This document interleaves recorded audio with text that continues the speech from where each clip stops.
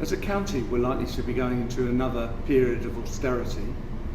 What has the North of Tyne Authority done to try and help people whose perhaps bills are rising, but whose wages are perhaps static or in fact falling because of the rising of the cost of living? Yeah. Well, first things first, austerity doesn't work. You may remember over the last 12 years we've had time and again central government saying we are going to cut public services because that will repair the public finances. And then a couple of years later they say, oh, the growth wasn't as good as we thought it would, we're going to continue to cut public services. And there's a reason for that. You do not get out of debt by lowering your income. The way you get out of debt is by earning more money, and that means growth in an economy. And that's the approach we're taking in the North of Tyne.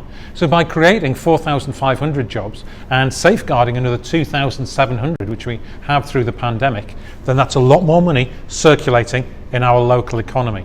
We've got to make sure these are good jobs. So we have our Good Work Pledge, which requires employers to sign up, that pay the real living wage, to make sure that their workforce are listened to make sure people get an opportunity to get skills training at work, so a job becomes a career, and to build a diverse workforce and support the community.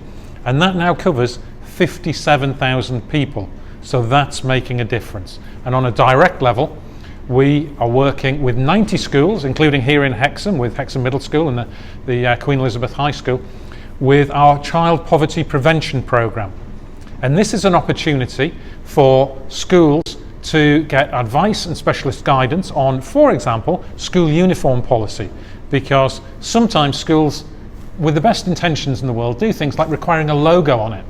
And that means parents and carers can't buy them from the cheapest place, they've got to buy expensive stuff. Sometimes they're emblazoned with the year or the child's name on them, which means they can't be handed on to siblings or friends. So that's the sort of thing that makes a difference. Funding the extra school activities, after school activities, and things like the Multiply programme, which is coming on board, which will help people with numeracy so they can do better jobs looking after their bills. But you know what? I am a politician, I am allowed to say it. We need a change of government, and one that will not impose austerity. We're likely to see in the coming weeks and months a number of public sector organisations going out on strike, including nurses and teachers. Will you be supporting the strikers? I've consistently supported people who are fighting to earn a decent living, because this is not about ideology, it's about arithmetic. If you've been working, let's suppose you're a nurse who's been in that job since 2010, your wages in real terms are several £1,000s a year less than they were over that period of time. And we have working people, skilled working people, using food banks. We have 70% of the kids in our region who are in poverty have working parents. We absolutely need to make sure people are paid properly. And it's never the case that people can be so important that they're not allowed to strike. Then why aren't they important enough to get a pay rise? We're in the middle of a climate crisis. What has the North of Tyne Authority done about the climate and the issues that we're facing with the climate? The climate emergency is real and it's extremely dangerous. We are hearing, coming out of COP at the moment, that people think we have missed that opportunity to keep global heating down to 1.5 degrees. Now, you might say that doesn't affect us directly, but it does. If you're looking at the chaos in the world economy, that's what happens, because the global economy is interlinked. Supply chains are global. And so we're going to find, as it gets worse, it will affect us. So we have invested 25 million into offshore wind projects, and these are creating jobs here right now. So it does make us more prosperous. We ran our Citizens' Assembly on Climate Change from across the region, got a demographically equal selection of voices, and I listened to them about how they thought we could address these problems. In schools, we've been doing climate education, so Corbridge Middle School, not far from here, about making sure that kids in primary schools are learning about fast fashion and the scientific skills of soil analysis. In secondary school, they're working with real engineers on real climate problems, for example, decarbonising public transport. And in the sixth formers, they're working on climate simulation games and directly working with the games industries and those courses in Newcastle and Northumberland University. And so they're getting real skills as well as learning about it.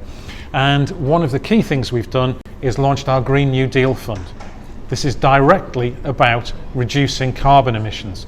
So this is a fund where we make the money available for businesses, for the public sector, for community groups who want to do something that is going to directly reduce carbon emissions. So it might be putting solar panels on the roof of a factory, and that money is recirculating because it saves them money. They pay us back over time. So it's not only recycling, it's recycling the money. What's not to love about that? And then there's also, of course, the personal example. So I give up owning a car, I use public transport, I cycle, and it gives people sometimes a little bit of a laugh when the mayor turns up in his suit and tie for a meeting on his bike. And finally, Jamie, I understand you've just come from a meeting with Michael Gove, the Levelling Up Secretary. Have you got anything that you can share with us from that meeting, or are you hopeful that Levelling Up will actually take place?